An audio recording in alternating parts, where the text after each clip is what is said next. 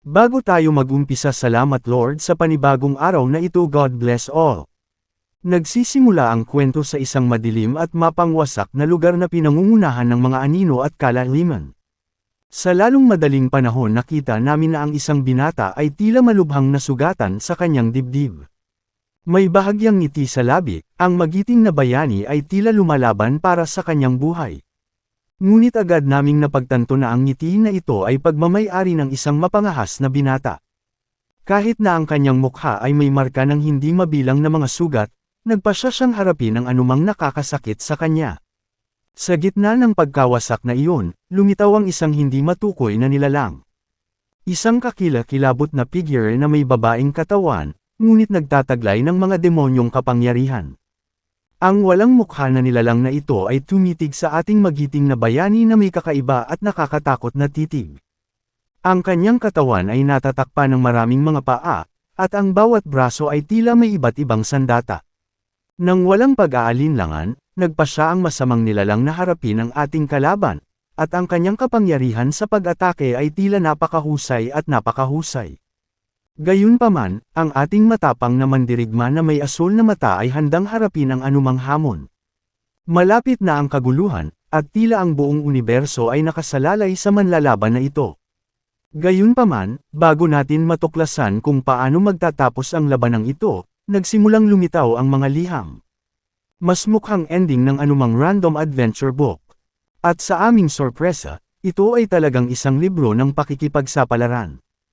Ang ating bida ay nakahiga sa kama, at isa lamang itong ordinaryong batang lalaki na tila nakatapos ng isa pang nobela sa kanyang telepono.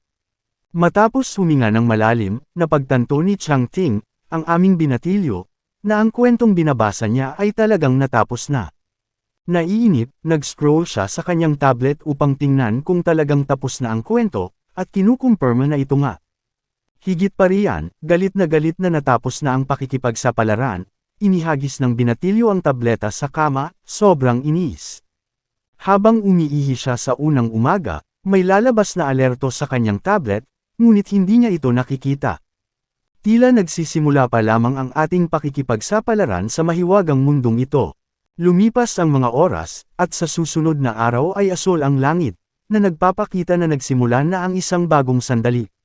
Lumilitaw na medyo maayos ang pananamit ni Chang Ting sa kanyang mga nakaistilong damit habang papalapit siya sa pasukan ng kanyang paaralan. Labis na pagkairita ang ipinakita ng ating bida dahil may komosayo na nagaganap sa harap ng kanyang paaralan, at agad niyang naisip na isa itong protesta. Gayunpaman, napagtanto ng aming asul na mata na binatilyo na dapat siyang nagkakamali. Laking gulat niya nang papalapit siya sa mga tao, napansin niyang nawala ang isang buong gusali. Pinagpapawisan si Ting ng malamig dahil hindi siya makapaniwala sa ipinapakita ng kanyang mga mata. Isa raw itong malaking gusali sa harapan niya. Ang kawalan ng laman ay sumasakop sa kapaligiran, at kung ano ang tila isang normal na araw sa buhay ng binatilyong iyon ay nagkakaroon ng nakababahala na sukat. Habang si Chang Ting ay paralisado na sinusubukang unawain ang nangyari, napagtanto niyang ang mga tao sa paligid niya ay nagsisimula ng magpanik. Gayunpaman, ang binata ay isang makatuwirang palaisip at sinusubukang manatiling lohikal. Marahil ang isang bagong kumpanya ng demolisyon ay nagsasagawa ng ilang mga pagsubok. Mabagal ang paglalakad, narating ng binatilyo ang kanyang paaralan at tumungo sa room number 16. Sa kanyang pagbukas ay malupit na nagulat si Chang sa isang hindi nakikilalang nilalang na tumalon sa kanyang harapan. Gayunpaman, sa aming sorpresa, ito ay hindi isang kakilakilabot na nilalang, ngunit ang blonde na kaibigan ni Ting. Sa kawalan ng pag-asa, ang kanyang kaibigan ay nagsimulang magteorya tungkol sa posibleng pagtatapos ng mundo. Gayunpaman, kahit nasa desperasyon ng blondie, sinubukan ni Chang Ting na manatiling kalmado at naiinis sa bata. Puno ng sigasig, nagsimulang ipakita sa kanya ng baliw na kaibigan ni Ting na pinag-uusapan ito ng lahat sa social media. Nagsimulang makaramdam ng hindi komportable, napakamot ng ulo si Chang Ting, sinabi sa kanyang kaibigan na maaaring nagkataon lamang. Sa masamang tingin, nagtatanong ang baliw na kaibigan kung hindi pa ba niya narinig sa iba't ibang libro ang tungkol sa katapusan ng mundo. Mukhang malapit na talaga ang katapusan ng mundo. Sa isang mabilis na pagkislap ng kamalayan, sinubukan ng isang teenager na makipagtalo, ngunit nabigo siya sa mga salita sa sandaling iyon. Puno ng panunuya, nagreklamo ang kaibigan ni Ting na kahit sa dulo ng mundo ay inilabas niya ang tableta para basahin ang nobela. Nang makuha niya ang device, binasa ng binata ang isang nakakatakot na mensahe na nagpapaalam sa kanya na ang librong binabasa niya ay tinanggal na. Gayunpaman, ito ay hindi ordinaryong libro, ito ay isang libro na nagsalita tungkol sa posibleng katapusan ng mundo. Parehong napagtanto na ang libro ay mayroon ding sandali kung saan pinag-uusapan ng mga pangunahing tauhan ang tungkol sa katapusan ng mundo. Sa sandaling ito tila gumuho ang mundo ni Chang Ting at ang fiksyon ay nagsimulang maging realidad. Pag-alis sa mga pasilyo ng paaralan, gumawa siya ng ilang dahilan upang palayasin ang kanyang kaibigan. Umiiyak ang kaibigan niya nang malaman niyang mamimiss niya ang kaibigan niya. Tumatakbo sa mga lansangan ng lungsod, sinimulan ng ating bayani na maalala na sa librong nabasa niya, mayroong isang portal na humantong sa ibang dimensyon. Ang oras ay tumatakbo at kailangan ni Ting na maging mabilis kung nais niyang maiwasan ang isang sakuna. Walang takot na tumatakbo ang binatilyo sa mga taong tila normal na ang kanilang pamumuhay. Doon mismo sa harap ng kanyang mga mata, isang portal na may numero 1. Sa mabigat na paghinga, isang matandang lalaki ang tila may sasabihin sa kanya. Pagdating sa lugar na nakasaad sa aklat, sinubukan ng bata na alalahanin kung paano ito mangyayari sa kwentong binasa niya. Mabilis, naalala niya na mayroong kabuuang 999 na mga portal na konektado sa isang kakilakilabot na spatial abyss. At gaya ng inilarawan sa aklat, ngayon sa hating gabi, ang mga kakilakilabot na nilalang mula sa kailaliman ng kadiliman ay sesalakay sa lupa. Ang mga kakilakilabot at kakilakilabot na nilalang ay mabubuhay, hindi mailarawan at kakilakilabot na malalakas na nilalang, at ang takot ay mananakop sa universo. Ang mga kakilakilabot na halimaw na may iba't ibang antas ay sasalakayin ang planeta at kahit ang mga malalakas ay hindi sila mapipigilan. Sa aklat, sa pagdating ng mga nakakatakot na halimaw, iisa lamang ang daan patungo sa kaligtasan. Ang isang utos ng mga tagapagtanggol laban sa kasamaan ay maaaring magsanib puwersa upang iligtas ang sangkatauhan. Ito lang ang pagkakataon. Ang mga unang nilalang na lilito ay mga antas isa na halimaw, kakilakilabot, mapangwasak na mga lobo na nilalamon ang lahat.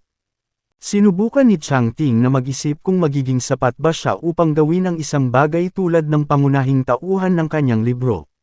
Naalala niyang mabuti na ang level 2 na halimaw ay hindi maiisip na mga nilalang sa tubig.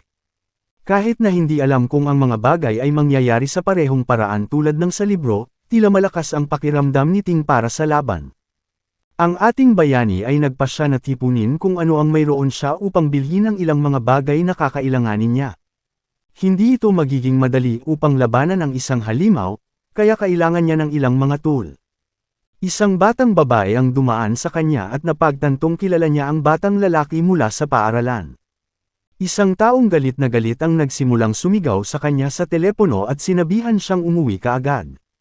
Nang walang pag-iisip, ang batang babae na dapat ay nasa klase ay sumang-ayon at natapos na umalis sa Chang Ting para sa isa pang pagkakataon. Samantala, ginagamit ng aming anak ang kanyang katalinuhan upang bumuo ng isang hindi kapani-paniwalang baluti.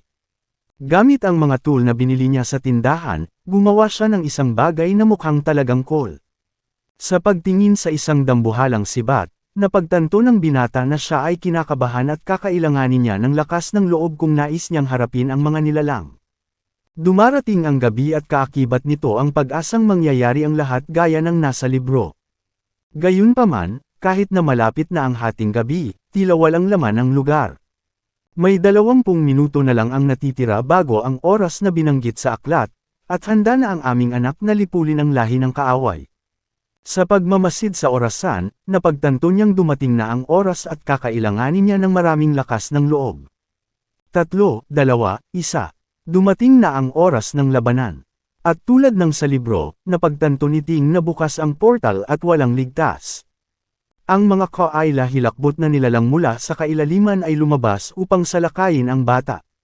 Gaya ng hinulaang, binuksan ang portal at ngayon ay oras na para harapin ng sangkatauhan ang mga kahihinatnan. Ang isang kakilakilabot na sidereal na ilaw ay kumikinang, na nagpapakita na ang mga bagay ay magiging mas dakila kaysa sa mga ito sa kwento. Gayunpaman, sa kanyang kasawian, ay hindi lamang isang ilaw, ngunit ilang mga pulang ilaw na sumasakop sa buong lungsod. Nanlaki ang mga mata, napagtanto niyang hindi biro ito, dumating na ang oras. Sa kanyang harapan ay lumilitaw ang isang kakilakilabot na ligaw na nilalang nakahawig ng isang napakapangit, mabangis, at napakabangis na lobo. Sa unang pagkakataon, naramdaman ng ating bida ang takot na dumadaloy sa kanyang mga ugat, at ito ay tunay na punto ng walang pagbabalik. Ang gabi ay napapaligiran ng kadiliman at napagtanto ni Changting na ang lobo ay talagang isang nilalang mula sa kailaliman ng kailaliman. Tulad ng sa nobela, dumating ang nilalang na uhaw sa pulang katas at gagawin ang lahat para sirain ang bayani. Nanginginig sa kanyang kaibuturan, sinubukan ni Ting na manatiling kalmado sa harap ng kakilakilabot na hayop na iyon. Nakatuon, ang halimaw na may lumalamon na mga mata ay nakatingin sa ating mandirigma, na hindi rin nagpapakita ng kawalan ng kapanatagan. Bago pa makapaghanda ang binata, ang kakilakilabot na abyssal na lobo ay mabangis na sumugod sa kanya. Sa sandaling ito napagtanto ng batang lalaki na ito ay hindi isang laro. Ito ay katotohanan at ang gabing hayop ay dumiretso para sa kanya. Mabilis na nakaiwas ang mandirigma. At dahil laging umaatake ang pinakamahuhusay na depensa, hinahawakan ng matapang ang kanyang sibat at naghahanda na harapin ang lobo. Nang hindi nag-iisip ng dalawang beses, itinutok ni Changting ang kanyang improvised na sibat sa tiyan ng hayop, na nagbuhos ng lahat ng maruming likido nito sa hangin. Ang hayop ay umungol sa desperasyon, sinusubukang palayain ang sarili mula sa sibat, at ang binata ay nagsimulang manginig, na napagtanto kung ano ang kanyang ginawa. Kahit na sinusubukang lumaban, ang kakilakilabot na abyssal na lobo ay huminga ng malalim at bumagsak sa harap ng batang lalaki na nagtataka kung siya ay nagtagumpay. Natakot ang binata dahil napagtanto niyang papasok siya ngayon sa isang hindi inaasahang laban. Gayunpaman, may bahagyang ngiti sa kanyang mukha. Nagsisimula na ang katapusan ng mundo. Nakakatuwa ang binata dahil napagtanto niyang hindi katugma ang kakilakilabot na halimaw sa kanyang talento. At bago pa makapag-isip si Ting, sinimula na siyang titigan ng mabangis na hayop. Ang isang kakilakilabot na alulong ay nagmumula sa kaibuturan ng kaluluwa ng hayop habang ang sibat ay nakakulong pa rin dito, sumisigaw ito ng tulong. Gayunpaman, may nangyayaring supernatural na parang katatapos lang ng binata sa isang video game battle. Lumilitaw ang isang mensahe sa universo na nagsasabi na ang binata ay naging numero 1 tao para talunin ang kakilakilabot na lobo. Sa sandaling iyon, napagtanto ng binata na nakamit niya ang kanyang unang tagumpay. Dahan-dahang sinusuri ang mensaheng lumilitaw sa kanya, pakiramdam ng bayani ay napakahusay. At hindi nagtagal, naramdaman niya ang isang maluwalhating kapangyarihan na tumataas mula sa kanyang sarili. Ang espiritu ng ninuno ng kakilakilabot na lobo ay pumalit sa kanyang katawan. Mas mabangis at mas malakas, ang binata ngayon ay nagtataglay ng mga bagong kakayahan pagkatapos ng kanyang unang tagumpay. Ang maluwalhating kapangyarihan ng nilalang ay sumalakay sa kaluluwa ni Changting, at lalo siyang lumakas. Ngayon siya ay hindi na isang mausisa na binata, ngunit isang tunay na mandirigma na determinadong iligtas ang lahat ng sangkatauhan. Pagkatapos ng kanyang pagbabago, natanggap niya ang alerto na nakuha niya sa kanyang sarili ang kaluluwa ng nag-iisang lobo. Kaya lumalabas ang isang bagong kampyon, puno ng kapangyarihan, liksi, at mahusay na reflexes. Gaya ng nasulat sa libro, natanggap na ngayon ng ating bida ang lahat ng enerhiyang nakapaloob sa kaluluwa ng lobo. At nang hindi nag-iisip ng dalawang beses, sinimulan ng binata na subukan ang kanyang kamanghamanghang mga bagong kakayahan. Napakalakas, handa siyang harapin ang anumang dumating. Nakakuyom ang mga kamao, hinahampas niya ang semento. Nakapagtataka, sinisira ng suntok niya ang lahat ng nasa harapan niya. Kakapanganak pa lang ng isang superhero. Ngunit natatakot pa rin ang binata sa laki ng kapangyarihan niya ngayon. Isang misteryosong artifact ang lumilitaw sa kanyang harapan, isa na kilalang kilala niya bilang isang abyssal seed. Inihagis ito sa kanyang lalamunan, sinubukan ng bida na makuha ang mga kapangyarihan ng artifact na iyon. Ang kanyang mag-aaral ay lumalawak nang mapagtanto niyang nakuha niya ang isa sa mga pinakadakilang kapangyarihan na umiiral. Ganap na may kapangyarihan, nararamdaman niya ang lahat ng asol na mahika sa loob ng kanyang kaluluwa. Ngunit ang lahat ng kapangyarihang iyon ay tila nagdudulot sa kanya ng isang uri ng pagduduwal habang siya ay nasasanay pa rin sa lahat ng ito. Nakatanggap na siya ng isa pang kakayahan, ang kapangyarihang mabilis na ilunsad ang kanyang mga espada. Sa sandaling ito napagtanto niya na nakasalalay sa kanya ang sangkatauhan. Sa tamang panahon, magagamit ni Chang Ting ang kanyang buong bagong arsenal para iligtas ang sangkatauhan mula sa supernatural na pag-ataking ito. Ang susunod na hakbang ngayon ay upang maunawaan kung paano magbubukas ang mga bagay sa mga darating na araw. Bumalik sa gusali ng paaralan, ang lahat ng mga estudyante ay tila nakikibahagi sa isang nakakatakot na pag-uusap. At bago pa maintindihan ni Ting ang nangyayari, tumalon sa ibabaw niya ang kaibigan. Nang walang oras para sa kalokohan, iniiwasan ng binata ang batang lalaki na nauwi sa pagbagsak sa lupa. Napansin ng blonde na kaibigan na may nagbago sa bata.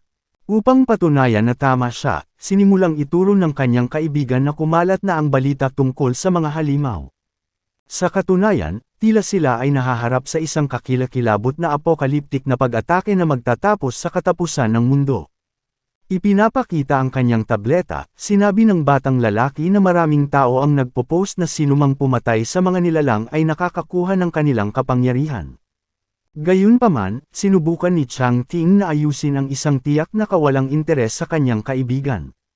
Sinusubukan niyang ipakita na hindi siya naniniwala, at hindi nagtagal ay nairita ang kanyang kaibigan. Ngunit ang blonde na kaibigan ay patuloy na iginiit na posible na makakuha ng mga superpower mula sa lahat ng ito.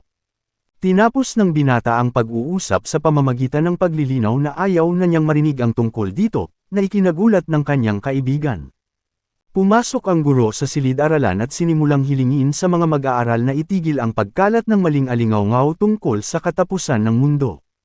Gayunpaman, alam na alam ni Ting kung ano ang naranasan niya. Sinabi nito na sa loob ng ilang araw ay hindi na nila matatawagan ang lahat ng maling alingaw-ngaw na ito. Galit na inis ang kaibigan niya sa mga nangyayari. Pagkatapos ng mahabang araw, tumunog ang kampana, na naglalagay ng alerto sa lahat. Pagkatapos ng anunsyo, ipinaalam ng guro na sa wakas ay natapos na ang klase. Sa mabigat na kapaligiran, lumapit ang kaibigan ni Chang Ting at inanyayahan siyang pumunta sa sports court para makipag-usap ng mas pribado. Ang binata ay hindi masyadong naiintindihan ang nangyayari, ngunit nagpa siya na sundan ang kanyang kaibigan. Sinasamantala din ng ibang estudyante ang pagkakataong tumambay sa court. Nang walang minsang nasalita, nagsimula ang kaibigan ni Ting ng mahabang interogasyon.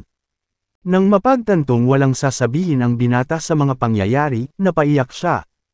Sa pagpapatuloy ng kanyang drama, ang blonde na batang lalaki ay nagsimulang mahulog sa isang krisis sa pag-iyak. Naiirita siya at sa unang pagkakataon ay tinawag niya si Tak Edo sa kanyang pangalan, na sinasabing mayroon siyang mga bagay na sasabihin ngunit nangangailangan ito ng lihim. Nagrereklamo siya sa kanyang kaibigan, na nagsasabi na siya ay talagang isang mapagkakatiwalaan. Ang Bagets, na ngayon ay puno ng kapangyarihan, ay humiling sa kanyang kaibigan na bigyang pansin kung ano ang magagawa niya sa dulo lamang ng kanyang daliri. Sa pamamagitan lamang ng pagpindot sa isang piraso ng hagdanan, ito ay agad na gumuguho tulad ng isang cracker. Halos atakihin sa puso ang blonde ng mapagtanto na katatapos lang nabasag ng kanyang kaibigan ang isang blok ng semento gamit ang dulo ng kanyang mga daliri. At nang walang karagdagang pagkaantala, sa wakas ay sinabi ni Ting sa kanyang kaibigan ang buong katotohanan, na nilinaw na nakakuha siya ng mga bagong kakayahan. Tila lalong nabighani si Tak Edo sa kanyang kaibigan, lalo na nang mapagtanto niya na ang mga kamay na iyon ang siyang nakatalo sa isang lobo. Habang hawak niya ang kamay ng kaibigan ay naghihinala namang nakatingin dito ang magandang babae sa klase. Nang makita ng dalaga ang eksenang iyon, nai-imagine ng dalaga na naglalandian sila. Sinabi ng binata sa kanyang kaibigan na sa loob ng 3 araw ay muling sasalakayin ng mga halimaw ang lungsod at kailangan nilang maging handa. Kailangang maging handa ang binatang iyon para makuha din ang kakayahan ng kanyang kaibigan. Gayunpaman, lalong naging malinaw si Chang Ting sa pagsasabing kailangan itong maging lihim sa pagitan ng magkakaibigan. Mabagal na lumipas ang oras pagkatapos ng pag-uusap na iyon. Habang naglalakad pa uwi, naaalala ng ating bayani na malayong mangyari ang susunod na pag-atake. Kakailanganin niyang maghanda upang harapin ang kakilakilabot na halimaw na kahawig ng isang higanteng unggoy. Gayunpaman, dapat siyang maghanda dahil ang mga kakayahan ng halimaw na ito ay higit na mataas. Ang susunod na halimaw mula sa kalaliman ng abyssal ay isang kakilakilabot na bakulaw. Ngunit kung susundin ng binata ang mga tamang hakbang, magagawa niyang talunin ang nilalang at magkaroon ng mga bagong kapangyarihan. Naputol ang kanyang pag-iisip, isang sugat ang lumitaw sa kanyang harapan. Kung titingnang mabuti, maaaring tiyahin lang niya iyon. Hinawakan siya ng tiyahin ng bata sa braso at tinawag siyang maghapunan sa bahay nito. Mukhang naiinis ang binata at nagtanong kung nasa bahay ang kanyang tiyuhin sa mga sandaling iyon. Ang tiyahin ng bata, na napagtanto kung ano ang nangyayari, ay nagsabi sa kanyang pamangkin na huminahon. Inis na pinasalamatan siya ng binata sa pag-aalala ngunit alam niyang kaya niyang ipagtanggol ang sarili niyang mag-isa. Pinagmamasdan ng kanyang pamangkin, pinagmamasdan niya habang pauwi ito, naiirita. Gulong-gulo na ang bahay ng binata, nakakalat ang mga bote ng alak at mga tirang pagkain kung saan-saan. Isang pulang buhok na bata ang nagkwento tungkol sa kung paanong wala si Changting sa bahay. Tinutuya siya ng ama ng bata, na tila tiyuhin, habang umiinom. Sinasabi ng lasing na iyon na siya ang may-ari ng bahay na pag-aari talaga ng binata. Nang walang babala, ang bayani ay naghahatid ng isang malakas na sipa sa pinto, na tinatakot ang dalawang scoundrel. Inis at inilabas ang lahat ng kanyang kapangyarihan, nagalit si Ting nang makita ang kanyang tiyuhin sa ganoong kalagayan. Bumangon ang malikot niyang pinsan para subukang ipagtanggol ang kanyang ama. Gayunpaman, kinuha lamang ng lasing na ama ang kanyang kamay upang patahimikin siya. Lumapit ang kakaiba niyang tiyuhin sa binata na sinusubukang pakalmihin ang sitwasyon. Papalapit sa bata, sinabi niya na dahil mag-aaral na siya sa kolehiyo, maghanap siya ng matitirhan ng mag-isa. Itinuro ang isang tseke sa mukha ng bata, sinubukan ng kanyang hamak na tiyuhin na suhulan siya para umalis ng bahay. At bago pa makasagot ang binata, ang kanyang bratty cousin butts into the negotiation. Dahil alam niyang may sapat siyang kapangyarihan para talunin ang mga hanggal na ito, sinubukan ni Ting na balaan sila na sila ang dapat na umalis. Nang mapagtantong pinagbabantaan siya, nagalit ang kanyang tiyuhin sa katapangan ng pamangkin. Sinusubukang manatiling kalmado, ang binata ay nagsimulang ihagi sa kanilang mga mukha na hindi nila tinulungan ang kanyang mga magulang. Hindi sila tumulong noong ang kanyang mga magulang ay higit na nangangailangan ng pera para sa ospital. Sinusubukang baligtarin ang sitwasyon, nagsimulang magbanta ang tiyuhin ng bata, na sinasabing may karapatan siya sa bahay na iyon. Sa pagsamantala ng sandali, ibinato ng pilyong pinsan sa mukha ni Changting na wala siyang mga magulang na magtanggol sa kanya. Higit pa sa mga pananakot, tinawag pa ng pinsang pulang buhok na aso ang ating magiting na bayani. Pilit na pinipigilan ng binata ang lahat ng kanyang kapangyarihan, sinabihan ng binata ang kanyang pinsan na tumahimik at bawiin ang kanyang sinabi. Gayunpaman, hindi alam na siya ay nakikipag-usap sa isang superhero, ang scoundrel ay patuloy na nanunuya. Hindi lang siya, pati ang bastos ng isang tiyuhin ay patuloy din sa pagbibiro. Walang kamalay-malay sa lakas ng binata, hinahamon siya ng pinsan sa isang tunggalian, na sinasabing talunin siya hanggang sa siya ay kulay ube. At bago pa sila makapaghanda, ikinuyong ng binatilyo ang kanyang mga kamao at binasag ang mukha ng kanyang moldita na tiyuhin. Sa pagkuha ng suntok ng bata, ang kanyang katawan ay lumipad patungo sa lupa, na iniwan ang kanyang pinsan na takot na takot. Bastard, sigaw niya, hawak ang isang basong bote para basagin ito sa ulo ni Chang. Ngunit mabilis siyang nagulat sa isang magandang sipa diretso sa tiyan. Walang pagpipigil, sinisigurado ng ating kampyon na turuan ng leksyon ang brat na iyon. Nanginginig ang buong katawan, sumakay sa sakit ang pilyong munting pinsan habang minumura ang bata. Dahil sa walang pasensya sa lahat ng pag-uusap na iyon, nagpa siya ang binata na umalis sa lugar na iyon at dumiretso sa kanyang silid. Bumangon mula sa sahig, ang tiyuhin at ang pinsan ay umiiyak ngayon sa sakit, na seryosong binugbog ng bata. Gayunpaman, mayroon siyang mas mabibigat na problemang dapat lutisin. Kailangan niyang ayusin ang kanyang mga gamit dahil malapit na ang susunod na pag-atake. Gayunpaman, nilinaw niya na ipaghihiganti niya ang alaala ng kanyang mga magulang anuman ang mangyari. Naglalakad sa harap ng mga hamak na may dalang malita, hindi nagtagal ay nakuha niya ang atensyon ng nanghihimasok. Nang ipahayag na aalis na siya, nagbabala ang binata na magkakaroon sila ng 3 araw para magdesisyon. Gamit ang kanilang mga kamay kung saan sila inatake, pareho silang kinakabahan. Namamaga pa rin ang mukha niya dahil sa suntok, at iniisip niya kung ibibigay na ba talaga ng bata ang bahay. Ngayon ay ang pinsan na ang naiirita at uhaw sa paghihiganti. Malayo mula doon, nakarating siya sa isang napakagandang lugar na tila isang hotel. Paglapit sa receptionist, sinabi ng binata na gusto niya ng kwarto para sa susunod na 2 gabi. Sa isang mapang-akit na hitsura, ang isang batang babae ay nag-aalok sa kanya ng isang bagay na higit pa sa panuluyan, tulad ng isang pribadong masahe. Sa kahihiyan sa proposal na natanggap niya, nagsimula siyang mag-isip kung ang hotel na iyon ay ang tamang lugar para sa isang estudyante. Tila kinakabahan, sinubukan ng receptionist na hawakan ang kanyang balat. Mabilis na hinayla ng batang lalaki ang kanyang kamay dahil hindi niya iyon inaasahan, at naiintindihan ng babae at ibinigay sa kanya ang numero ng silid. Mula sa bintana, makikita natin na ito ay isang tila promiscuous na kapaligiran. Sa mabigat na paghinga, nakita namin na ang bata ay nakatuon sa isang bagay. Sa sumunod na eksena, parang gumagawa ng nakakatawang ingay ang isang batang babae. Ngunit bago ka mag-isip ng anumang bagay na hindi nararapat, nakarinig siya ng mga ingay na nagmumula sa katabing silid. Tila, hindi iyon angkop na hotel para sa isang kabataang kaedad niya. Ngunit ngayon ay wala nang balikan. Gayunpaman, ang ingay na nagmumula sa katabi ng silid ay nagiging hindi na makayanan. Sa loob ng room 210, nakita namin na mas marami ang naiinis sa ingay. 2 babae ang nagrereklamo na kailangan nilang tiisin ang racket na iyon para sa mas malaking layunin.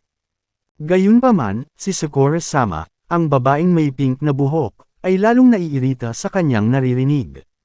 Inis na inis sa sitwasyon, tinanong ng batang sama si Mayo, ang babaeng may maiksi at puting buhok. Lumilitaw na mas may karanasan, nagsimulang payuhan ni Mayo ang batang babae na kailangan niyang huminga ng malalim. Gayunpaman, tila naiirita si Sama sa payo ng babae. Bahagyang ngumiti si Mayo, na nagsasabing wala nang dapat gawin sa sitwasyong ito. Sa pagtingin sa malayo, may isip lamang ng babaeng may puting buhok ang katapusan ng mundo at ang pagsalakay ng halimaw. Ngayon ay mariin niyang tinitigan si Sama at sinabing kailangan niyang maging matatag. Tumango ang dalaga, sinasabing kakayanin niya ito. Pagkatapos ay huminga ng 10 segundo, babae. Gayunpaman, ang batang Sakura-sama ay muling naiirita sa kung gaano kalmadong pinangangasiwaan ni Mayo ang mga bagay-bagay. Lumipas ang 2 araw, at nakita naming madilim na at malapit na ang hating gabi. Nakita namin na kasama ni Ting ang kanyang kaibigan sa lugar kung saan mangyayari ang mga bagay-bagay. Tiwala ang binata na dito lilito ang mga nilalang. Huminga ng malalim si Takedo at tinanong kung tiwala ang kanyang kaibigan na kaya niyang talunin ang mga kakilakilabot na nilalang ng kadiliman. Mabilis na sinabi ng duwag na kaibigan na kung anumang mapanganib na mangyari, tatakas siya, ngunit tinitiyak ng ating bayani na kakayanin niya ito. Nang makita ng binata ang sitwasyong iyon, nagtaka kung paano pa rin sila naging magkaibigan. Inilabas ang kanyang kumikinang na aparato, kinumpirma ng binata na may eksaktong 30 minuto pa bago ang pag-atake. Sa sandaling iyon, naaalala ng bayani kung paano mangyayari ang lahat ayon sa libro. Gayunpaman, sa sorpresa ng bata, may isang hindi inaasahang nangyari. Hinawakan ni Chang Ting ang kanyang kaibigan sa leeg at sinubukang magtago mula sa isang bagay na malapit nang dumating. Sa mismong mga mata niya ay lumitaw ang 2 babae mula sa hotel, at agad niyang nakilala si Sama. Tinitigan sila ng mariin, hindi makapaniwala ang binata sa nakikita dahil wala sila sa libro. Hindi naiintindihan ang nangyayari, nagsimulang magtaka ang magkakaibigan kung bakit sila naroroon. Huminga ng malalim, sinubukan ng bata na makahanap ng sagot at mabilis na napagtanto na hinahanap din nila ang mga abyssal monsters. Sa pagtingin sa isa't isa, parehong hinahanda ni Mayo at Sakura-sama ang kanilang sarili upang harapin ang hamon. Matapos mag-isip ng mabuti, naalala ni Takedo na kilala ang pamilya ng dalaga sa pagiging bahagi ng espesyal na pulis. May nagsabi sa kanya na nandoon sila para pangasiwaan ang ilang secret police mission. Ngunit kung mananatili roon ang mga babaeng iyon, hindi matutupad ng batang si Changting ang kanyang pinakahihintay at pinapangarap na misyon. Pagdating sa markadong lugar na may numerong 2, iniisip ng dalaga kung doon ba lilito ang mga halimaw. Lumapit si Mayo sa markang naiwan sa lupa at sinabing darating ang mga mapanganib na bagay sa sandaling sumapit ang orasan ng hating gabi. Gayunpaman, kailangang manatiling alerto dahil ang mga halimaw na lalabas mula doon ay hindi katulad ng mga mula sa totoong mundo. Hawak ang isang napakalaking bomba, handa si Mayo na harapin ang mga nilalang na ito ng kadiliman. At para sa iyo, isang pistol na may mahusay na kalibre. Hawakan ito ng mahigpit at sabugin ang utak ng halimaw. Mukhang mahusay na hinawakan ni Sakura-sama ang pistol na iyon at may apoy sa kanyang mga mata, mukhang handa siyang makipaglaban. Mula sa tuktok ng court, pinapanood ng magkakaibigan ang lahat ng kaguluhang iyon nang hindi talaga naiintindihan ang nangyayari. Huminga ng malalim at sinusubukang manatiling kalmado, pinayuhan ni Ting ang kanyang kaibigan. Isang kakilakilabot na usok ang nagsimulang sumikop sa lugar at ang mandirigmang si Mayo ay tila handa na. Mula sa malayo, pinagmamasdan ng binata ang lahat ng nangyayari at kakaiba ang paggamit nila ng bomba bilang sandata. Hindi pa rin nila alam, ngunit ang unang halimaw na lilito ay magiging mas marahas. Pero kung may mangyari man, nandyan siya para protektahan sila. Papalapit na ang orasan sa itinakdang oras at kasama nito, armado ang timer ng bomba. Magsisimula ang countdown mula nang sumapit ang orasan ng hating gabi. Parehong handa sina Sakura-sama at Mayo na harapin ang panganib. Isang kakilakilabot na sumpa ang lumitaw sa lugar na iyon at ang mga masasamang puwersa ay lumitaw sa harap ng lahat. Ang portal ay babukas at hindi kapanipaniwala, ang buong kapaligiran ay nagiging cosmic horror. Bago makapaghanda ang sinuman, lumitaw ang dalawang nilalang mula sa kailaliman ng kalaliman. May ngiti sa labi, minumura ng binata ang mga dalaga dahil sa hindi pagiging handa sa pag-atake ng halimaw. Mabilis, kinuha ng hindi kapani-paniwalang Mio ang remote ng bomba at nang hindi nag-iisip, pinindot niya ang isang napakalaking pagsabog na nangyari, na naging sanhi ng pagyanig kaagad ng lahat ng pundasyon ng gusali. Napuno ng intergalactic dust ang lugar at sa wakas ay makakapagdiwang na ang dalawang babae. Pero mukhang masyado pang maaga para ngumiti. Sa isang attack position, nagsanib puwersa ang dalawa para harapin ang nilalang na buhay pa. Tila ang unang halimaw lamang ang natalo sa isang pagsabog ng bomba. Ang isa pang kakilakilabot na nilalang, na nakikita na dapat nitong sirain ang mga isinumpa, ay naniningil na uhaw sa laman ng tao. Ang hindi nito inaasahan ay ang mandirigmang si Mio ay handa na sa pakikipaglaban. Gamit ang kanyang makapangyarihang laser weapon, binaril ng batang babae ang mapanganib na nilalang. Bago nila makita ang resulta ng pagbaril, nagpasya silang tumakas mula sa hindi malusog na lugar na iyon. Nagpasya ang kakilakilabot na hayop na salakayin ang mga batang babae nang walang anumang babala. Ang mga batang babae ay naiwan sa kanilang sariling mga aparato. Sa paghagis ng isang napakalaking suntok, halos hindi nito pinalampas ang pagtama sa mukha ng kanyang mandirigma. Tumingin ang nilalang sa lupa at napansin ang isang napakalaking bato na maaaring gamitin bilang isang sandata sa pag-atake. At nang hindi nag-iisip ng 2 beses, hinahagis nito ang mabigat na konkretong blow patungo sa mga babae. Matigas si Mio sa likuran at tuluyang bumagsak sa lupa, nagmamakaawa kay Sakura-sama na tumakbo dahil hindi niya alam kung kaya niyang kumapit. Sa sandaling iyon, tumingin ang batang sama sa mga mata ni Mio at nagmamakaawa sa kanya na bumangon. Pagkatapos ay nasaksihan ng batang babae nang ang kakilakilabot na halimaw na iyon ay nakatayong kahanga-hanga at itinaas ang kanyang kamao. Alam ang sakit, haharapin niya ang babaeng maputi ang buhok, na sumisigaw ng awa. Agad na napapikit ang babaeng kulay pink ang buhok dahil ayaw niyang makitang durog ang kaibigan. Isang lumalalim na ingay ang pumupuno sa kapaligiran. At sa hindi inaasahang pagkakataon, lumitaw ang ating tagapagligtas, malupit na inaatake ang kakilakilabot na hayop na iyon. Nontog sa pader, ang nakakatakot na bakulaw ay naiwan na walang malay sa loob ng ilang sandali. Dahil malakas ang paghahari, ang batang bayani ay nakatayo sa harap ng batang babae, na nilinaw na gagawin niya ang lahat para protektahan siya. Nanginginig ang mga kamay niya dahil masakit talaga ang isang ito. Sa mga luha sa kanyang mga mata, ipinakita ng dalaga ang lahat ng kanyang sakit. Bago pa niya matingnan ang katawan ni Mio, mabilis niyang napagtanto na ayos lang siya at hindi pa ito ang katapusan niya. Alam na ang halimaw ay maaaring bumangon anumang sandali, ang bayani ay nagbabala na ang dalawang batang babae ay kailangang umalis. Sa sandaling iyon, napagtanto ng batang babae na nakilala niya ang batang lalaki mula sa paaralan at nagtanong kung ano ang ginagawa nito doon. Gayunpaman, mas mahalaga kaysa sa pag-alam sa kanyang mga dahilan ay ang pag-alis kaagad doon. Sa sandaling iyon, ang kasuklam-suklam na nilalang ay bumangon mula sa mga anino at naglulunsad ng isang nakamamatay na suntok laban sa ating bayani. Mukhang handa na ang higanteng unggoy na ilabas ang lahat ng maput nitong kapangyarihan laban kay Chang Ting. Ang hindi niya inaasahan ay ang buong lakas na sunggaban ng matapang ang kanyang mabalahibong kamao.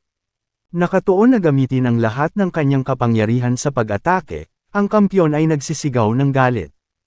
At pagkatapos ay nakita natin ang kakilakilabot na hayop na inilunsad muli laban sa mga pader ng konstruksyon.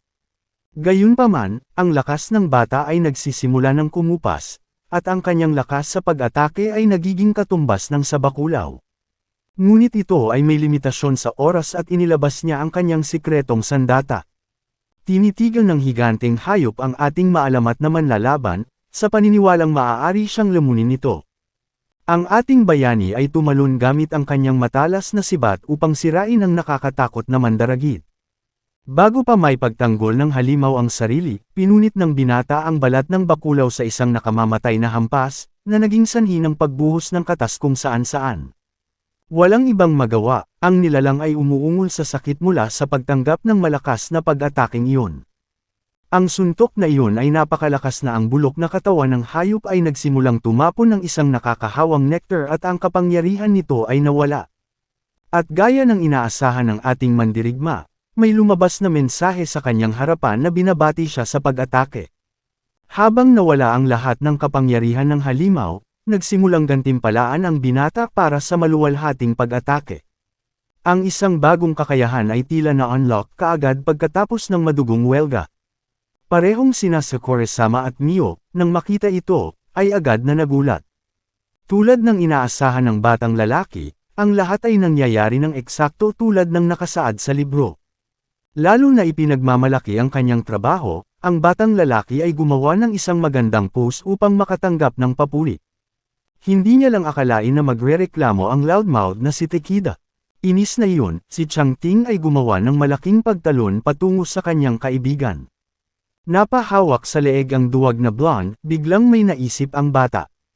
Sa pag-alala sa kanilang kasunduan, gusto ni Ting na magkaroon din ng mga bagong kakayahan ang kanyang kaibigan. Ngunit bago pa makaipon ng lakas ng loob ang duwag na kaibigan, nakarinig sila ng ingay.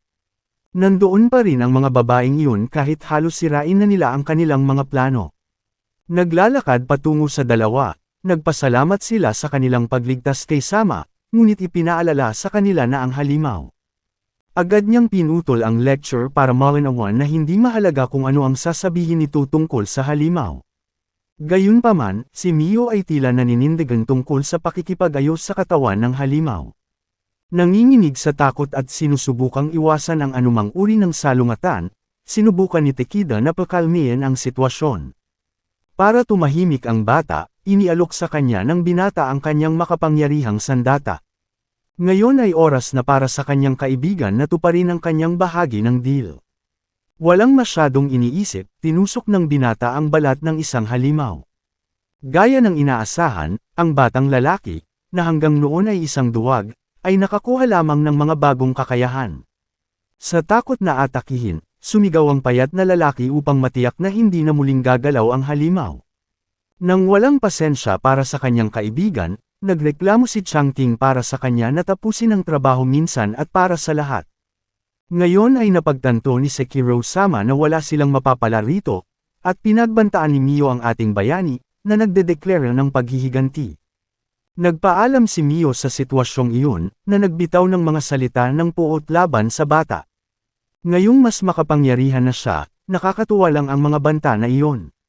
Bago umalis, ipinahayag ng batang babae na ang pamilya ni Sama ay kasangkot sa isang makapangyarihang proyekto sa lungsod na iyon, ngunit ang batang lalaki ay hindi makapagbigay ng sagot sa imbitasyon at nagpasya na pag-isipan ito. Nagpasalamat si Mio sa kanya para sa atensyon at sinabi na kung may kailangan siya, dapat niyang kontakan si Sekiro Sama. Sa pag-alis ng mga babae, huminga ng malalim ang binata, gumaan ang pakiramdam pagkatapos ng napakahabang araw. Ngayon ay oras na para kainin ni Chang Ting ang binhing iyon. Mabilis na nilamon ng binata ang makapangyarihang hiyas na iyon nang hindi niya alam na madarama niya kaagad ang kapangyarihang dumadaloy sa kanyang katawan. Ngayon siya ay naging mas malakas kaysa dati. Igalaw ang kanyang mga braso, agad siyang nagsimulang lumakas. Lumalakas talaga ang kanyang lakas at nakakamangha. Sa sandaling iyon, napagtanto ng kanyang kaibigan na talagang nagiging seryoso ang mga bagay. Sa kanyang matamis at kusang paraan, sinubukan ng binata na pakalmayan ang kanyang kinakasama. Bukod dito, malaki rin daw ang maitutulong ng lumabas na tool. At sa lalong madaling panahon na pagtanto namin na ang tirador na iyon ay may kakayahang manakit ng mga halimaw. Nakangiti, napagtanto ng kanyang kaibigan na si Chang Ting na ang mga estatistika ay mahusay. Saglit na nagmuni-muni, nag-isip si Taketo bago magsalita. Pakiramdam na mas ligtas sa isang pistol, sinabi ng binata na ngayon ay mas matalino na siya. Ang totoo niyan, sa kaibigan lang siya magpasalamat. Nagyakapan ang magkakaibigan at bumalik sa hotel. Malayo doon, nasa sasakyan na ngayon ng mga babae at humingi ng paumanhin si Leo kay Sekiro Sama dahil sa pagkabigo. Determinado ang puting buhok na babae na gumawa ng ibang paraan. Pag-click sa kanyang tagapagbalita, binanggit niya ang pangalan ng ating pangunahing tauhan, na nakatakdang maghayganti sa kanyang ginawa. Malayo sa kanila, pabalik sa Marangyang Hotel. Lalong lumalago ang discomfort sa pagitan ng magkakaibigan nang marinig nila ang mga ingay na nagmumula sa katabing kwarto. Si Taketo, na lalong hindi komportable, ay nagtanong sa kanyang kaibigan kung kailangan ba talagang manatili sa maingay na silid na iyon. Itinaas niya ang kanyang kamay sa kanyang kaibigan, sinabi niya na mayroon talaga siyang kaunting pera. Sumagot si Chang Ting na mayroon siyang kaunting pera, ngunit sa lalong madaling panahon ang pera ay magsisimulang mawala ang kahulugan nito. Nakatingin sa kanya ang blonde na kaibigan gamit ang pilyong tingin na iyon. At alam na niya kung saan ito pupunta, sinabi ng binata na hindi niya hahayaang gamitin ang telepono para mag-order ng kung anuman ang iniisip niya. Nahihiya, iginiit ng blonde na wala siyang sinabi at hindi man lang nag-iisip tungkol dito. May kumatok sa pinto, sumisigaw ng room service. Anuman ang anumang bagay, si Chang Ting ay nagugutom at oras na para kumain. Habang kinukuha niya ang delivery, tinitingnan niya kung sino ang dumating para ihulog ito sa kanyang kwarto. Isang napakarilag na babae ang tumingin sa kanya ng matapang na tingin, halatang may gusto pa. Kahit sa malayo, binitawan ng syota na iyon ang mga matatamis na salita sa bata. Medyo napahiya, nakita ng bata na cute ito at nataranta. Pagbalik sa kwarto, huminga siya ng malalim. Habang kumakain ng kanilang pagkain, naalala ng binata na bukas ng umaga ay mawawala na ang araw sa harap ng lahat. Sa sandaling iyon, isang berdeng ilaw ang kukunan patungo sa planeta, at tatawagan ito ng lahat na Emerald Sun. Habang sumisikat ang Emerald Sun, magiging berde ang buong planeta at isang boses ang mag-aanunsyo na ang Earth ay kabilang na ngayon sa Abyssal Underworld. Malalaman ng mga pinuno ng daigdig na ang problema ay malubha at maghahanap ng mga paraan upang makialam sa sitwasyong ito. Sa sandaling ito, kapag lumitaw ang mga portal na numero 3 at 4, ang sangkatauhan ay magkakaroon ng higit pang mga kakayahan. Samantala, ang sangkatauhan ay lilikha ng mga espesyal na puwersa upang pigilan ang pagsulong. Ang mga siyentipiko mula sa buong mundo ay susubukan na maglaman at pag-aralan ang mga puwersa ng Abyssal. Gayunpaman, habang tumatagal, ang mga nilalang sa kailaliman ay magiging mas malakas at mas mapanganib. Habang tinatapos ang kanilang pagkain, iniisip nila ang pagiging pinakamalakas sa Earth. Nanguyain ang kanyang pagkain, sinamantala ni Chang Ting ang pagkakataong pagnilayan kasama ang kanyang kaibigan tungkol sa pagiging isa lamang sa pinakamalakas. Nang mapagtanto ang kanyang sinasabi ay naging alerto siya. Napagtanto ni Tekida na kabilang siya sa 30 pinakamakapangyarihang tao sa planeta at hindi kapanipaniwala ang kanyang pakiramdam tungkol dito. Gayunpaman, sa lalong madaling panahon ay napansin niya na may mali sa kanyang kaibigan, na nananatili sa isang kakilakilabot na estado ng alerto. Nang walang paalam sa kanyang kaibigan, mabilis siyang bumangon mula sa mesa at tumakbo palabas, na nagsasabing babalik siya kaagad. Sa sandaling iyon, ang kanyang kaibigan ay nagiging lubhang mausisa upang maunawaan kung ano ang nangyayari. Tapos nalulungkot siya dahil hindi siya kasing lakas ng kaibigan niya.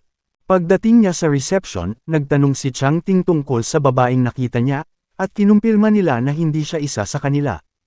Sa isang sigarilyo sa kanyang bibig, ang receptionist ay nagsasabi na siya ay isang tagalabas na dumarating paminsan-minsan.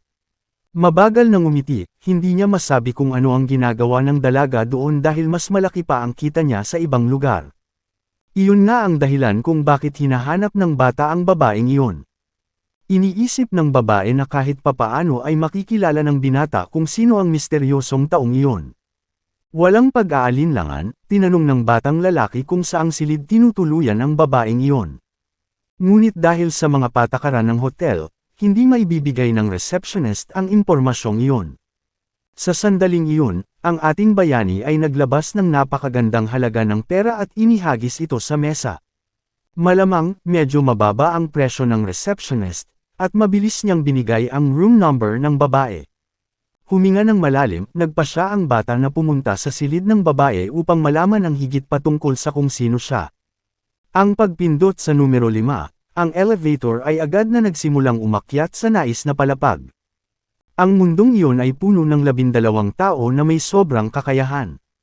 Kung matipon niya ang lahat ng 12 na ito, malapit na siyang magsanib puwersa upang ihinto ang mga pag-atake laban sa lungsod. Tila sa libro, nakita nila ang 12 salamat sa kakayahan ng isang babaeng may kapangyarihan ng isang alakdan. Ang kanyang pangalan ay hindi binanggit sa libro, ngunit siya ay isang mahalagang karakter dahil mayroon siyang isang tiyak na tato. Ang babaeng alakdan ay isang makapangyarihang escort na minamaltrato sa kanyang mga bihag. Dahil alam na alam ito ng batang lalaki, may katulad ding tato ang babaeng iyon.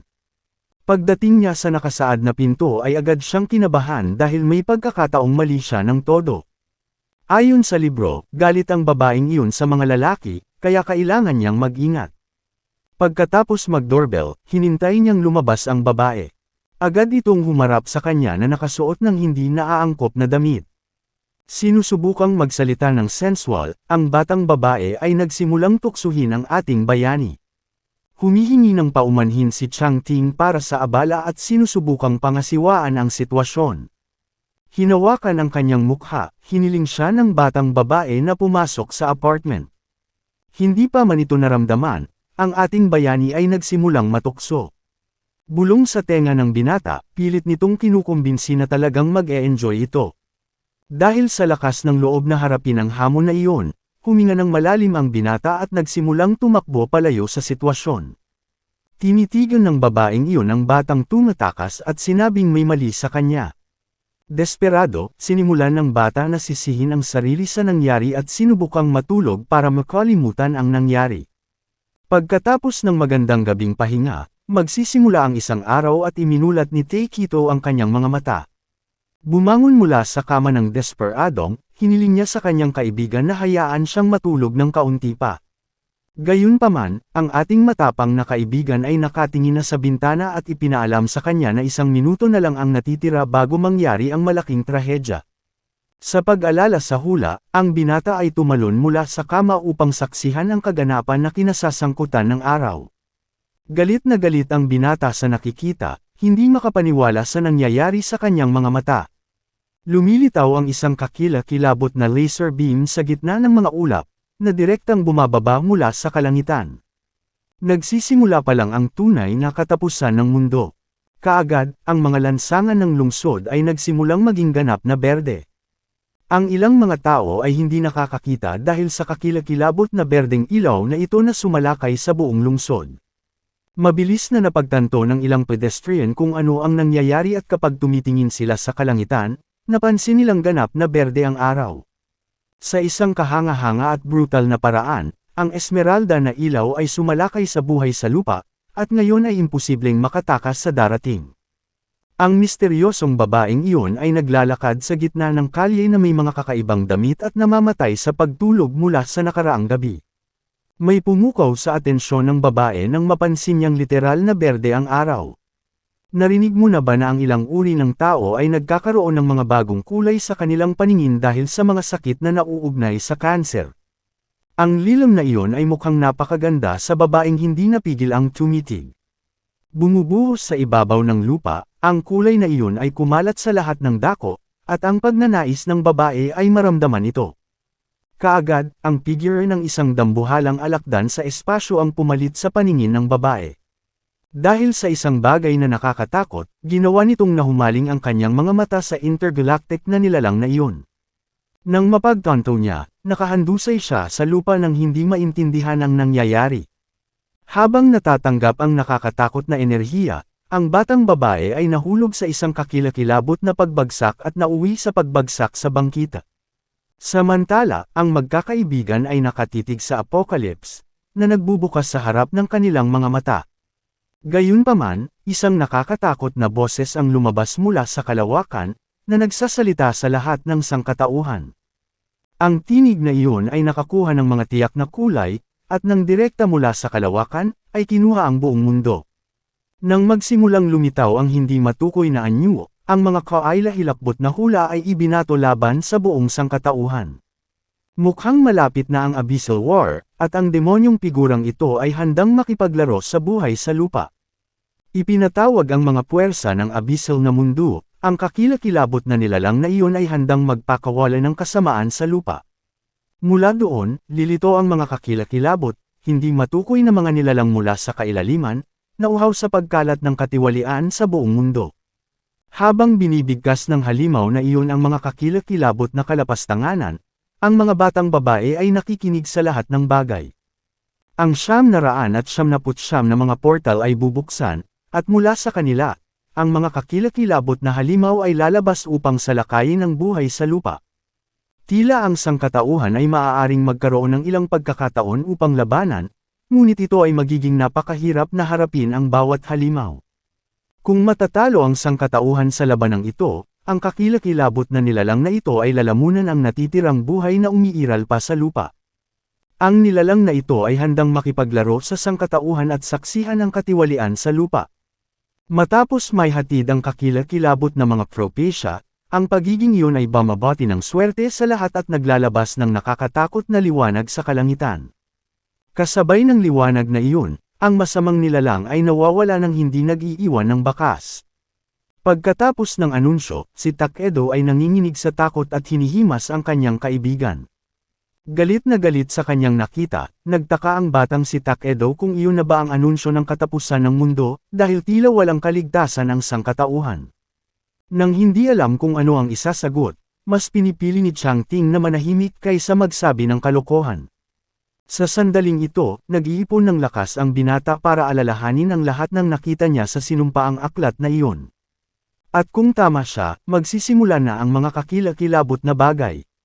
Dahil sa takot sa paraan ng pagsasalita ng kanyang kaibigan, sinimula ni Takedo na tanungin ang binata.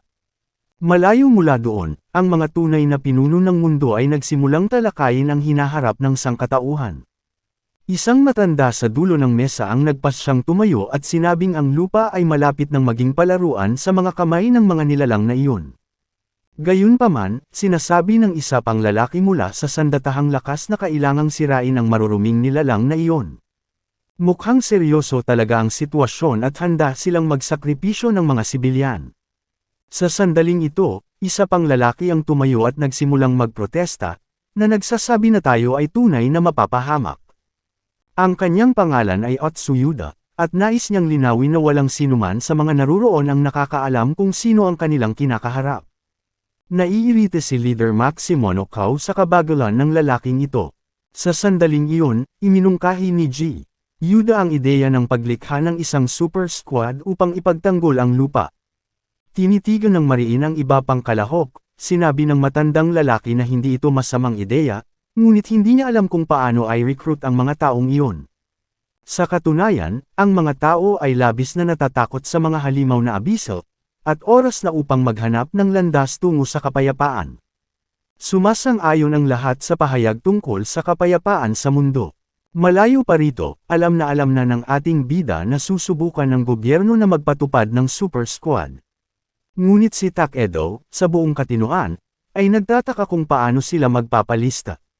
Tinitigan ng mahigpit ang kanyang kaibigan, sinabi ni Chang Ting na kailangan nilang lumaban para patunayan ang kanilang halaga. Tila sa libro, ang pangunahing tauhan ay nawala ang kanyang kalayaan at ang pagkakataong sumali sa koponan. Gayunpaman, sa sandaling ito, hindi ito ang oras upang ilagay ang kanyang kalayaan sa panganib, ito ay kinakailangan upang makatulong na iligtas ang mundo. Ngunit iniisip pa rin ng batang kaibigan kung paano nila magagawa iyon. Sa unang pagkakataong ito, kakailanganin ng binata na maghanap ng isang uri ng trabaho para suportahan ang kanyang sarili sa mga darating na linggo, ngunit hindi nila maintindihan ng sarili niyang kaibigan dahil iyon ang magiging trabaho niya. Oras na para harapin ang lasing na tiyuhin ni Chang Ting. Matapos marinig iyon ay naghahanda na ang binata sa kanyang haharapin. Sa pagsasabi na ang kanyang kaibigan ay lalong nagagalit, sinubukan ni Takeda na ipaalala sa kanya na sila ay mga bayani, hindi mga kontrabida. Mukhang alam na alam iyon ng ating bida, ngunit handa siyang maghayganti at maging matapang sa sarili niyang paraan. Takot na takot ang mga tanga na kapag nakuha na nila ang bahay, nangyayari ang abyssal attack na ito. At tila hinala ng magpinsan na alam ng binata ang kanyang ginagawa. Kahit na ang pagwawakas ng mundo, ang lasing na iyon ay nagmamalasakit lamang sa pag-enjoy sa sandali. Isang ingay ang lumabas nang hindi nila napapansin. Sa sandaling iyon, napagtanto na ng tiyuhin ang nangyayari, at malinaw na ito ay ang bastos na pamangkin. Bago siya makasigaw para humingi ng tulong, nakita niya ang kanyang anak na tumalsik sa dingding. Oo, siya ay brutal na inatake. Mabilis ang nangyari kaya hindi na siya nag-isip pa nang makita ang pamangkin sa harapan niya. Nang walang paggalaw ng kalamnan, sinabi ni Chang Ting na siya ang susunod. Napagtanto na ang bata ay nakagawa lamang ng isang krimen, ang tiyuhin ay nagbanta sa kanya, na sinasabi na siya ay isang mamamatay tao, at ang binata ay tumugon na alam niya iyon. Desperado at nagmamakaawa para sa kanyang buhay, ang maruming tiyuhin na iyon ay nagsimulang umapila sa mga ugnayan ng pamilya. Gayunpaman, tila walang pakialam ang binata sa alinman sa mga kasuklam-suklam na palusot na iyon. Sa lahat ng puot sa mundo, sinisigawan ng binata ang kanyang tiyuhin, sinabing siya ang may pananagutan sa lahat ng masamang nangyari sa kanya. Papalapit sa tiyuhin, handa na si Ting na gawin ang kanyang pinakamalaking paghihiganti sa lahat ng panahon. Humihingi ng awa, hiniling ng tiyuhin ang pamangkin na tumigil at kalimutan ang lahat ng nangyari. Binunot ang kanyang espada, handa ang binata na wakasan ang lahat ng ito minsan at magpakailanman.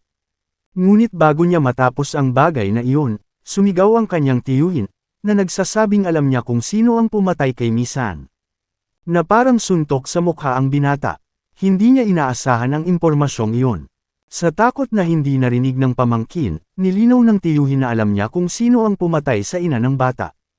Lalong lumaki ang galit, kumikinang ang mga mata ng bata habang hinihingi niyang malaman minsan at para sa lahat kung sino ang may pananagutan. Humihingi ng awa, inaangkin niya na ito ay pamangkin ng ilang Chief Kato, na nagmamaneho ng lasing at sinaktan ang kanyang ina. Desperado para sa higit pang mga sagot, nagtanong ang binata kung paano nalaman ito ng bastard na iyon. Minsan, habang sila ay nagiinuman, ipinagtapat ito ng pinuno sa kanya ng palihim. Sa sandaling iyon, napagtanto niya kung bakit hindi kailanman inimbestigahan ng pulisya ang pagkamatay ng kanyang ina. Ngayong napagtapat na niya ang lahat, humihingi siya ng awa na huwag patayin. Nang papaalis na ang tiyuhin, nagpasalamat siya sa pamangkin. Gayunpaman, tila huli na ang lahat, at pakiramdam niya ay may kakaibang nangyari. Sa isang kakilabot na paraan, ang espada ni Chang Ting ay tumagos sa kanyang dibdib. Tila tumpak at nakamamatay ang strike. Sa pagdiriwang ng kanyang gawa, maingat na pinag-aaralan ng binata ang kanyang kagamitan at tila ipinagmamalaki ang kanyang ginawa. Gayunpaman, sa eksaktong sandaling iyon, ang kanyang kaibigan ay nagpakita sa kanyang bahay at nagulat sa kanyang nakikita. Sa kanyang depensa, sinabi ng binata na sa lalong madaling panahon maraming tao ang mamamatay. Ngayon ay kailangan nilang maghanda para sa susunod na 2 linggo. Inilalagay ang kanilang mga backpack, tila handa na sila para sa isang bagong paglalakbay. Sa pagtingin sa isa't isa, nagtitiwala sila na handa sila para sa bagong hamon na ito. Pagbati sa isa't isa, kinumpirma nila na oras na para mag-away. Hindi nagtagal, lumipas ang 2 linggo at nag-uusap sina Mayo at Sakura sama sa kotse. Paparating na ang apocalypse, at patuloy nilang tinatalakay ang mga susunod na hakbang. Mukhang medyo hindi komportable si Sama sa lahat ng ito. Matatag na nakatingin sa daan, tila may nakita silang kakilakilabot. Agad na bumilis ang takbo ng kanilang sasakyan, at gumawa ng malakas na ingay. Sa sandaling iyon, nakita namin ang isang matangkad at gwapong lalaki na nagulat sa lahat ng nangyayari. Palibhasa'y hindi natatakot sa maaaring mangyari, mabilis na pinahinto ng mga babae ang sasakyan. Sa mabilis na pagbukas ng mga pinto, tumalon ang 2 sa sasakyan at tinungo ang misteryoso at gwapong lalaki. With a smile on his face, the charming guy greeted them and said na finally dumating na ang 2. Sa isang kumpletong estado ng galit, maaari lamang itong tumingin sa lalaki na may paghamak. Sa isang epiphany moment, parang may naalala si Sakura Sama. Sa sandaling iyon, napagtanto namin na ang gwapong lalaki ay walang iba kundi ang dating duwag na si Asahi Takedo. Tila ang mga kakayahan na nakuha ay nagpabago rin sa hitsura ng binata na ngayon ay mas kaakit-akit. Kahit nakahanga-hanga iyon, sinabi ni Sama Mayo na narinig niya ito dati, ngunit nakakagulat pa rin. Sa labas ng ganap na wala, isang mabigat na backpack ang lumilitaw, na parang may itinapon ito sa hangin. Nang hindi inaasahan ng sinuman, ang mabigat na backpack ay nahuhulog kay Takedo, na agad na nataranta. Mas kaakit-akit kaysa dati, nakuha ng batang si Chang Ting ang atensyon ng kanyang kaibigan at sinabihan siyang sumakay sa kotse ng babae. Bago pa nila siya imbitahan, inayos ng ating bida ang upuan sa likuran at nagsimulang sumakay sa sasakyan. Ang lahat ng alindog na ito mula sa binata ay patuloy na tumatak sa mga mata ng kaibigan. Bago na puno ng nakakahiyang katahimikan ang sasakyan, ang bihasang driver ay nagsimulang makipag-usap sa matapang. Mula sa alam ng batang lalaki, ang pangatlo at mapanganib na portal ay lilito sa isang parke ng lungsod. Pagkatapos ay oras na para silang apat ay tumungo sa lokasyong iyon. Nang maghiting gabi na ang orasan, sila ay dumarating sa lugar. Habang papalapit sila sa portal, nakita nila ang numero 3 na nakatatak sa lupa. Kahit alam na nilang mahahanap ang lokasyon, natakot pa rin ang dalaga na makitang tama nga ang binata. Nagustuhan ng binata ang kanyang narinig, hiniling ng binata na makatanggap ng higit pang mga papuri kapag may ibang tao sa paligid. Ngunit ang totoo ay wala sa mood ang babae na palakasin pa ang ego ng lalaki. Ngayon ay oras na upang isantabi ang mga distractions dahil wala pang 30 minuto, magbubukas na ang ikatlong portal. Hindi nahihiya sa pagiging kaawa-awa, hiniling ng blonde na kaibigan na tanggapin ang susunod na kakayahan na ibinibigay ng portal. Ngunit mabilis siyang nag-ambala ng kaibigan kaya hindi niya ginulo ang lahat sa kanyang kakulaitan. Habang sumasapit ang hating gabi, hindi nagtagal ay bumukas ang portal at mula rito ay lumabas ang mga nakakakilabot na nilalang. Alam na alam ng binata kung ano ang naghihintay, binalaan ng binata ang lahat na maghanda. Sa pagkakataong ito, parehong nasa total state of alert sina Mayo at Sama. Mula sa gitna ng kawalan, isang malisyoso at malansa na nilalang ang nagsimulang magkaroon ng hugis at ito ay lubhang nakakadiri tingnan. Gayunpaman, sa sorpresa ni Takedo, ang malansa na nilalang ay mas malaki kaysa sa kanyang inaasahan. Dahil alam niya ang kawaila hilakbot na track record ng kanyang kaibigan, hiniling ni Chang Ting sa kanya na huwag magloko. Simula sa paghahanda, sinusubukan ng dalawa na alalahanin ang planong ginawa nila. Ang kakilakilabot na malansa na halimaw ay mas mapanganib dahil mayroon itong mga galami na naglalabas ng nakamamatay na asido. Kasunod ng plano, nagpa siya ang aming duo na simulan ng pag-atake sa pamamagitan ng pagbaril ni Takedo sa isa sa mga galami para makasali ang kanyang kaibigan. Napagtatanto na malapit na itong salakayin, ang kakilakilabot na nilalang ay naging mas kahanga-hanga at agresibo sa dalawa. Sa una, ang binata ay kinakabahan at sa tingin nito ay masyadong nakakatakot. Dahil alam ang personalidad ng kanyang kaibigan, sinisikap ng ating bida na palakasin ang loob niya. Lalo pang tumaas, hindi naghintay ng matagal ang abyssal na nilalang at nagsimulang umatake sa aming dalawa. Ang mga kakilakilabot na galame nito ay naninindigan laban kay Takedo at sa kanyang pistola. Nakatitig ng mariin sa halimaw, sinubukang mag-concentrate ng masinsinan ng binata. Sa paggastos ng lahat ng kanyang pagtuon, nagpaputok siya, na nilinaw na ang pag-ataking ito ay para sa kapayapaan sa mundo. Ang kanyang husay ay hindi kapanipaniwala dahil nagawa niyang bumaril sa mismong galame gaya ng binalak kanina. Sa sandaling iyon, oras na para kumilos ang ating kampyon. Tumatakbo kaagad patungo sa nilalang, tumalon si Chang Ting. Sigaw sa nilalang, ang binata ay tumalon sa isang pag-ataking galaw. Nagagawa ng kanyang makapangyarihan at matalas na espada na mapunit ang isang magandang piraso ng maruming nilalang na iyon. Tila iyon ang mahinang punto ng malagkit na nilalang, na nagsisimulang matunos sa harap ng kanilang mga mata. Nakatitig sa eksena, ang dalawang batang babae ay nagtanong kung sa wakas ay nagawa nilang tapusin ang halimaw. Matapos suriin na ginawa nila, inihagis ng binata ang kanyang sandata kay Sama upang tapusin ang trabaho. Buong lakas, itinutusok ng dalaga ang sibat sa malago-laman na katawan na iyon. Gayunpaman, sa isang biglaang alerto, pinalabas ni Takedo ang isang napakalaking hiyaw patungo sa kanyang mga kaibigan. Walang nakakaintindi ng anuman, at lahat sila ay nagsimulang magtanong sa isa't isa. Ngunit bago pa niya maipaliwanag ang dahilan ng pagsigaw, isang malaking pagsabog ang nangyari sa kanilang direksyon. Bitbit si Sukore-sama sa kanyang mga bisig, sinusubukan ng ating bayani na unawain ang nangyayari ngayon. Isang malalim na boses ng lalaki ang lumabas, na nagsasabi na ang pag-atake ay mahusay. Ang bastard na iyon na lumalabas ay nagsasabing papatayin niya sila, ngunit sa pagkakataong ito ay hahayaan silang tumakas. Akin ang nilalang na ito, walang kahihiyang pahayag niya. Tinitigan ng apat na magkakaibigan ang madungis na lalaking iyon na papalapit sa halimaw na kanilang natalo. Ngunit ang ating nanalo ay hindi hahayaang dumausdes ito habang tinitingnan niya na may purong puot.